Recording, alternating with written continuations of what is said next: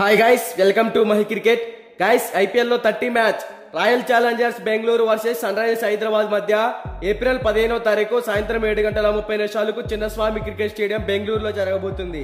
Content లోకి వెళ్లే ముందు ఇంకెవరైనా మన ఛానల్ ని సబ్స్క్రైబ్ చేసుకోకపోతే వెంటనే సబ్స్క్రైబ్ చేసుకోండి. అలాగే ప్రక్కనే ఉన్న గంట సింబల్ యాక్టివేట్ చేసుకోండి. గైస్ ఇక లేట్ చేయకుండా కంటెంట్ లోకి వెళ్ళామంటే ఐపీఎల్ లో one of the interesting match, అలాగే మన తెలుగు వాళ్ళంతా ఎంతో ఆసక్తిగా ఎదురు చూసే match royal Challengers Bengaluru versus sun Risers Hyderabad. ఈ రెండు టీమ్స్ మధ్య మ్యాచ్ అంటే చాలా క్రూషియల్ అని చెప్పుకోవచ్చు. ఇక ఈ మ్యాచ్ మనకి చిన్నస్వామి క్రికెట్ స్టేడియం బెంగళూరులో జరగబోతుంది. చిన్నస్వామి పిచ్ రిపోర్ట్స్ గురించి మాట్లాడుకుంటే ఈ పిచ్ అనేది బ్యాటింగ్ ఫ్రెండ్లీ పిచ్, అలాగే బౌలింగ్ చేసే టీం కి కూడా అనుకూలంగా ఉంటుంది. ఈ వెన్యూలో ఇప్పటి వరకు టోటల్ గా 93 మ్యాచెస్ జరిగాయి. అందులో ఫస్ట్ బ్యాటింగ్ చేసిన టీం 40% అయితే విన్ అయ్యింది, ఫస్ట్ బౌలింగ్ చేసిన టీం 54% అయితే విన్ అయ్యింది. సో ఇక్కడ మనం అర్థం చేసుకుంటే చేసింగ్ చేసే టీం కే కొంచెం అనుకూలంగా కనపడుతుంది ఈ వెన్యూ. ఈ వెన్యూలో average first batting score 167 runs, average second batting score 148 runs.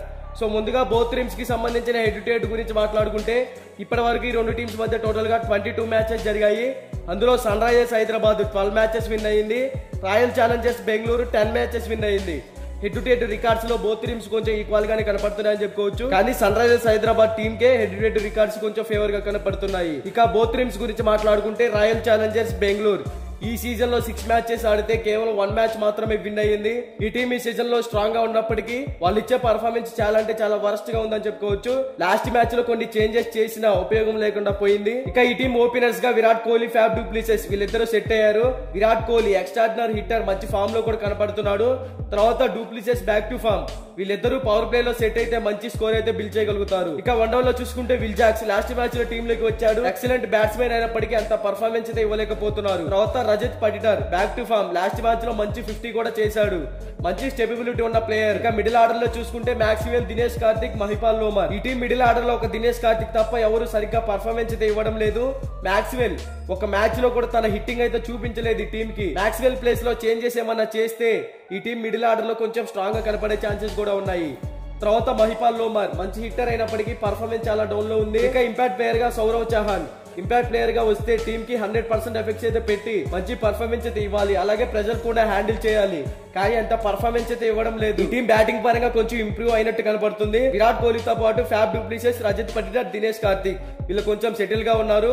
వీళ్ళతో పాటు మిగతా ప్లేయర్స్ కూడా ఇంప్రూవ్ అయితే ఈ టీం బ్యాటింగ్ పరంగా స్ట్రాంగ్ గా ఉంటుంది. ఇక బౌలింగ్ సైడ్ చూసుకుంటే విజయ్ కుమార్, ఆకాష్ దీప్, టాప్లీ, సిరాజ్ ఈ టీం బ్యాటింగ్ లో ఎక్కువ స్కోర్ బిల్డ్ చేసిన బౌలింగ్ లో మాత్రం ఆ స్కోర్ ని నిలబెట్టుకోలేకపోతున్నారు. సో ఈ టీం బౌలింగ్ పరంగా ఇంప్రూవ్ అవ్వాలి, అప్పుడే ఎంత పెద్ద స్కోర్ నైనా సరే డిఫెండ్ చేయగలుగుతారు. ఓవరాల్ గా ఈ టీం టాస్ గెలిచినా ఓడినా ఫస్ట్ బ్యాటింగ్ కనుక చేస్తే కంపల్సరిగా 200+ టార్గెట్ అయితే సెట్ చేయాల్సి ఉంటుంది. అలాగే బౌలింగ్ లో కూడా మంచి పర్ఫార్మెన్స్ అయితే ఇస్తే ఈ టీం విన్ అయ్యే ఛాన్సెస్ అయితే క్రియేట్ చేసుకోవచ్చు. ఇక సన్ రైజర్స్ హైదరాబాద్ గురించి మాట్లాడుకుంటే ఈ టీం ఈ సీజన్ లో ఇప్పటి వరకు 5 మ్యాచెస్ ఆడితే అందులో 3 మ్యాచెస్ విన్ అయింది. ఈ టీం ఓపెనర్స్ గా ట్రావిస్ హెడ్, అభిషేక్ శర్మ వీళ్ళిద్దరూ సెట్ అయ్యారని చెప్పుకోవచ్చు. ట్రావిస్ హెడ్ ఎక్స్ట్రాడినరీ హిట్టర్, మంచి ఇన్నింగ్స్ అయితే ఆడుతున్నాడు. తర్వాత అభిషేక్ శర్మ కూడా ఈ సీజన్ లో మంచి ఫామ్ లో అయితే కనపడుతున్నాడు. వీళ్ళిద్దరూ గ్రీజ్ లో సెట్ అయితే మంచి స్కోర్ అయితే బిల్డ్ చేస్తారు. వన్ డౌన్ లో మార్క్రమ్ మంచి స్టెబిలిటీ ఉన్న ప్లేయర్, ఇతను కూడా వన్ డౌన్ లో సెటిల్ ప్లేయర్ అని చెప్పుకోవచ్చు. సో ఇక మిడిల్ ఓవర్స్ లో చూసుకుంటే నితీష్ కుమార్ రెడ్డి, రాహుల్ త్రిపాఠి, హెన్రిచ్ క్లాసెన్, అబ్దుల్ సమాద్ వీళ్ళ నలుగురు కూడా ఈ టీం మిడిల్ ఆర్డర్ లో సెట్ అయ్యారని చెప్పుకోవచ్చు. Nitish Kumar Reddy back to form, ఈ టీం కి మంచి పర్ఫార్మెన్స్ అయితే ఇస్తున్నాడు, 100% ఎఫెక్ట్స్ అయితే పెడుతున్నాడు. తర్వాత రాహుల్ త్రిపాఠి ఎక్స్ట్రాడినరీ హిట్టర్, కానీ కొంచెం ఇంప్రూవ్ చేసుకోవాలి బ్యాటింగ్ పరంగా. ఇక హెన్రిచ్ క్లాసెన్ కూడా ఎక్సలెంట్ హిట్టర్ అని చెప్పుకోవచ్చు. టీం కి ఇతను కూడా 100% అయితే ఇస్తున్నాడు. బ్యాటింగ్ పరంగా మిడిల్ ఓవర్స్ లో నితీష్ కుమార్ రెడ్డి, హెన్రిచ్ క్లాసెన్ వీళ్ళిద్దరు కీ ప్లేయర్స్ అని చెప్పుకోవచ్చు. ఇక బౌలింగ్ సైడ్ చూసుకుంటే షాబాజ్ అహ్మద్ ఆల్ రౌండర్ గా బ్యాటింగ్ మరియు బౌలింగ్ లో టీం కి సెట్ అయ్యాడని చెప్పుకోవచ్చు. తర్వాత ప్యాట్ కమిన్స్, భువనేశ్వర్ కుమార్, ఉనద్కత్ వీళ్ళ ముగ్గురు కూడా సెటిల్ బౌలర్స్ అని చెప్పుకోవచ్చు. Pat Cummins as a captain గా టీం కి 100% అయితే ఇస్తున్నాడు. వివి కూడా సెటిల్ ప్లేయర్. ఓవరాల్ గా ఈ రెండు టీమ్స్ మధ్య మ్యాచ్ అంటే డూ ఆర్ డై అని చెప్పుకోవచ్చు. ఇక ఈ రెండు టీమ్స్ లో ఆర్సీబీ టీం కన్నా సన్ రైజర్స్ హైదరాబాద్ బ్యాటింగ్ మరియు బౌలింగ్ లో కొంచెం స్ట్రాంగ్ గా కనపడుతుంది కాబట్టి ఈ టీం విన్ అయ్యే ఛాన్సెస్ క్రియేట్ చేసుకోవచ్చు అనేది నా ఒపీనియన్. బట్ ఇది 100% విన్ రిపోర్ట్ అయితే కాదు.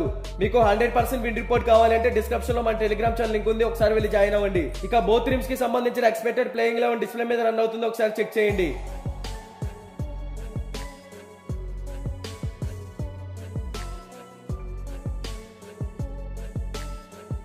మీకు ఈ వీడియో నచ్చినట్లయితే లైక్ చేయండి, కామెంట్ చేయండి, సబ్స్క్రైబ్ చేసుకోండి, అలాగే ప్రక్కన ఉన్న గంట సింబల్ యాక్టివేట్ చేసుకోండి. Thank you for watching.